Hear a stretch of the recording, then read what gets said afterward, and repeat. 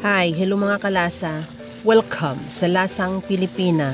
Ngayong araw mga kalasa ay magluluto ako ng crispy pata. Isi-share ko sa inyo kung paano ako magluto ng crispy pata na napakadali niya lang at sobra din ang sarap at crispy. Mayroon ako ditong pata. I-boneless ko muna siya, tanggalin ko yung buto. Habang ginagawa ko yan mga kalasa, kung bago ka pa lang sa aking channel, welcome. At huwag kalimutan mag-subscribe at i-click ang bell button para sa mga notification. At kung dati ka pa, welcome back at i-follow mo na rin ako sa aking Facebook page Lasang Pilipina.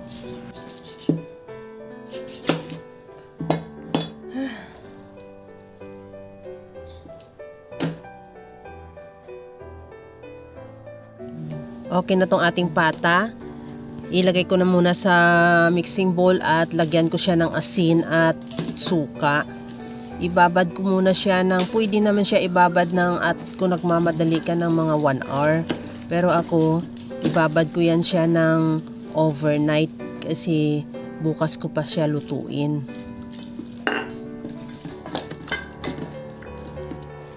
Pagkatapos yan, takpan mo muna at ilagay sa ref.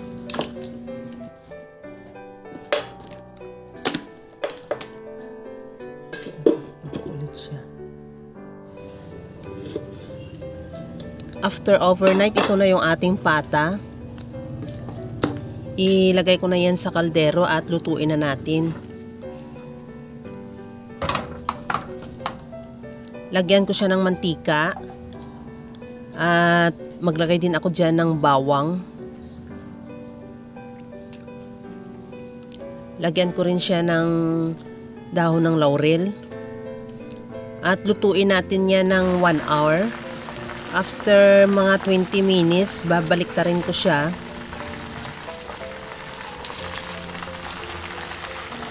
At antayin mo na lang din na another 20 minutes bago mo siya ulit baliktarin para pantay ang pagkaluto ng both sides. Pareho sila 20 minutes mo siya niluto.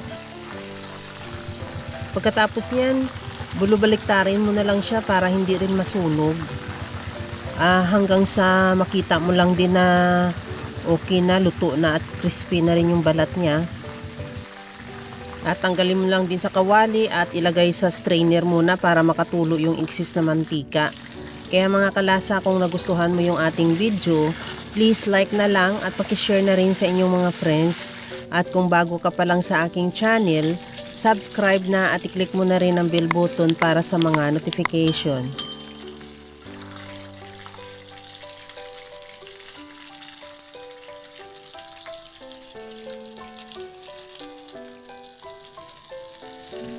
Okay na tong ating crispy pata. Ilagay muna natin sa strainer para makatulo yung excess na mantika.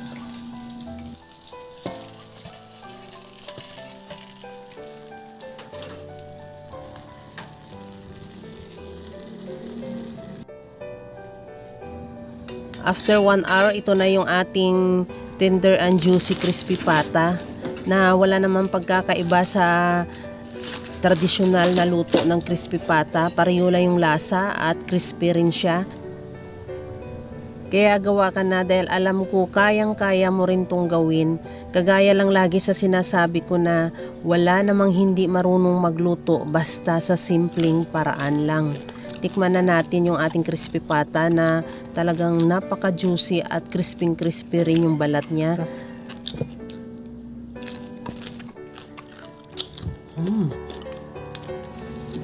Hanggang sa muli mga kalasa, thank you for watching. Bye-bye!